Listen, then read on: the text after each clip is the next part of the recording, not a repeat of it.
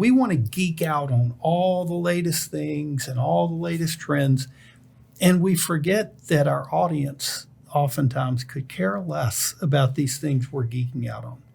They want to know what's the point, right? And that was something you said in the talk you did last year or earlier this year, is you got to be a business leader, right? To go from being a security executive to a business leader. And that's what so many people lose sight of. And a lot of CISOs, a lot of the CISOs I work with, they tend to lose sight of the fact that we're all here for a purpose, and it's not security, you know?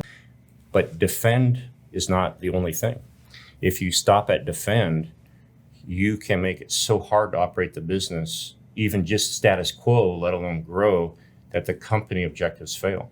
And so I've always said you have to defend, but also enable secure growth responsibly. Responsibly is the key.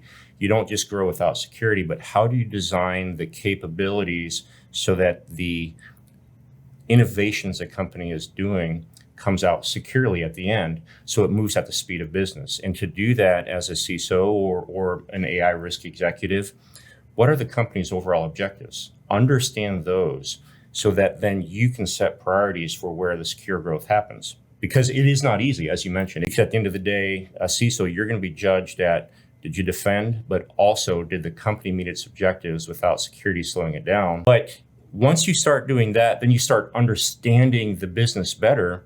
And then the next phase you will find as CISO, you're there at the executive table and you're not talking technology or security at all. You're talking about what should our next objectives be. And you start to become a trusted person to help shape objectives for the organization. Organizational objectives, not security objectives. And you'll start to see yourself grow as a top floor leader at that point too.